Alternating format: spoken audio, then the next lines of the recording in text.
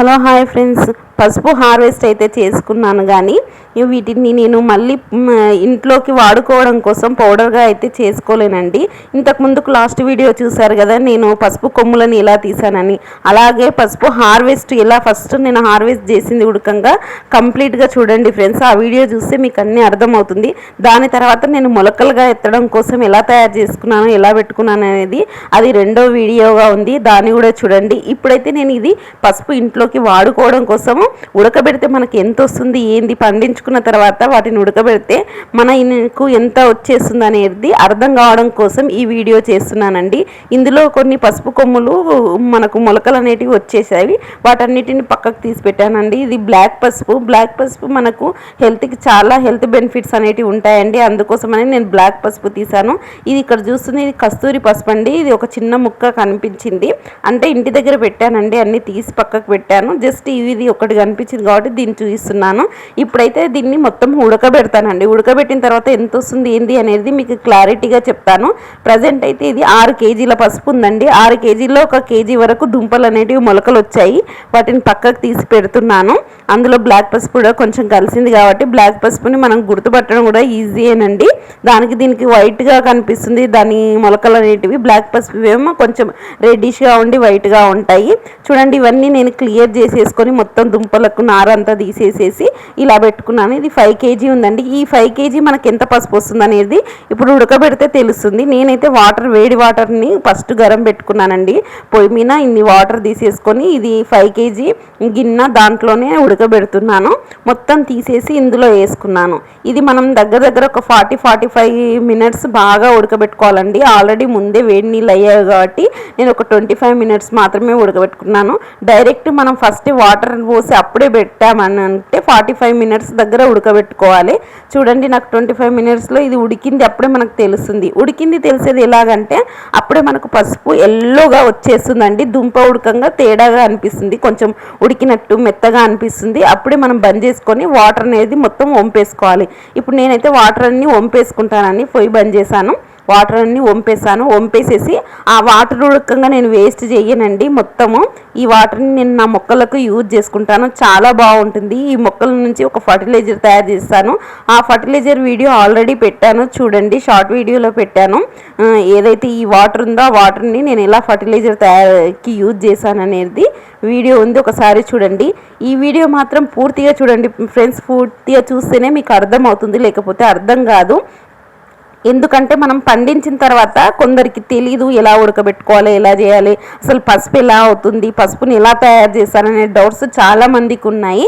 అయితే నేను మొత్తం ఇలా ఉడకబెట్టేసుకొని వాటర్ తీసేసి ఇలా నా దగ్గర ఒక గంప ఉన్నది కాబట్టి ఇందులో పెట్టుకున్నాను. మీరైతే ఒక జల్లి ఉంటే జల్లీలో మొత్తం పోసుకొని వాటర్ అంతా దిగిన దగ్గర ఉంచాలండి.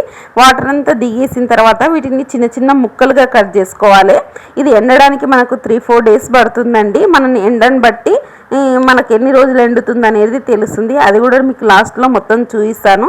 ఎండబెట్టే విధానం, ఎన్ని రోజులు నాకు ఎండిన తర్వాత నేను పౌడర్గా చేసుకుంటే నాకు ఎంత వచ్చింది అనేది క్లియర్గా చూపిస్తాను. ఈ వాటర్ని అయితే ప్రజెంట్ నేను మొక్కల కోసమనే యూజ్ చేస్తున్నాను, ఫర్టిలైజర్గా తయారు చేసుకోవడం కోసము. ఇలా చేసుకొని ఇలా తయారు చేసుకుంటే చాలా బాగుంటుందండి. ఆర్గానిక్ పసుపు అనేది మనకి ఎక్కడ దొరుకుతుంది చెప్పండి? మనం మన చేతి గుంట పండించుకొని 9 నెలలు వెయిట్ చేసేసి ఆ పంటను తీసి మనము మళ్ళీ ఈ పసుపుగా తయారు చేసుకుంటే ఎంత బాగుంటుంది చూడండి. ఇప్పుడు నేను కట్ చేసేటప్పుడు ఉడకంగా పసుపు చాలా మెత్తగా అప్పుడే అర్థం అవుతుంది. తెలియని వాళ్ళు ఉండుంటే చెప్పాను కదా, ఒక 45 మినిట్స్ మాత్రం ఫస్టే వాటర్ తీసుకున్నప్పుడు 45 మినిట్స్ నీళ్లు గరం అయిన తర్వాత మనం వేసుకోవాలి. ఒకవేళ ముందే నీళ్లు పెట్టుకొని ఉంటే 25 బాగా మసిలిన తర్వాత వాటర్ అనేటివి ఇట్లా బాయిల్డ్ అనేసి వస్తాయి కదా, వచ్చిన తర్వాత ఇవి వేసుకుంటే ఒక 25 మినిట్స్లో మనకు మెత్తగా ఉడికిపోతాయండి. మనం అప్పుడే హార్వెస్ట్ చేసిన ఎంబడే చేసుకుంటే ఇంకా తొందరగా ఉడికేస్తాయి. నేనైతే కొంచెం లేటే చేసిందండి దీన్ని ఉడకబెట్టుకునే ప్రాసెస్. మాకేంటంటే టైంకు కొన్ని పనుల వలన టైంకు నేను చేసుకోలేకపోయాను, అయినా కూడా నాకు ఏమీ అది కాలేదండి. ఇవన్నీ నేను ఇలా ముక్కలుగా కట్ చేసుకున్నాను. కట్ చేసేసుకొని మనం ఎండలో ఆరబెట్టుకోవాలండి. ఇది 3-4 డేస్ పడుతుంది. మనకి ఎక్కువగా ఎండ ఉంటే 3 డేస్లో ఎండుతాయండి.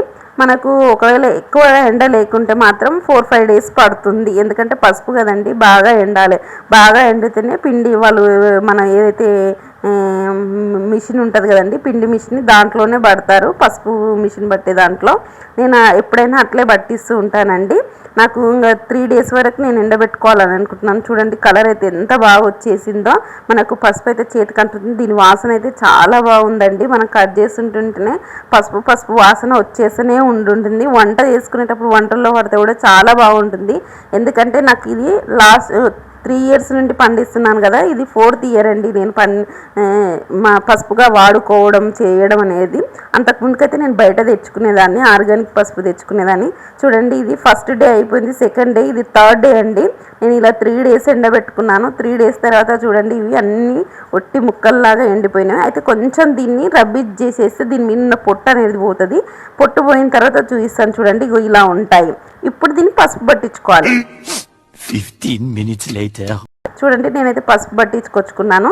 నాకు మొత్తం కలిసి 5 kgలకు 30 kg వచ్చిందండి. అంటే కేజీకి కొంచెం 1/2 kg తక్కువ వచ్చేసిందండి. నేను సీసాలో నింపుకొని కవర్లో పెట్టేసుకున్నాను. ఈ వీడియో నచ్చినట్లయితే లైక్, షేర్ అండ్ సబ్స్క్రైబ్ చేయగలరని కోరుతున్నానండి. మరిన్ని మంచి మంచి వీడియోలతో మళ్ళీ కలుద్దాం. తప్పకుండా నా ఛానల్ పైన అయితే ఒక కన్నేసి ఉండండి. నేను ఇలాంటి మంచి మంచి అప్డేట్ అయితే మీకు అందిస్తూ ఉంటాను. నేను ఈ పసుపు వీడియో మీకు పూర్తిగా అర్థమైంది అనుకుంటా. అర్థం కాకపోతే కామెంట్ పెట్టండి, వివరిస్తాను.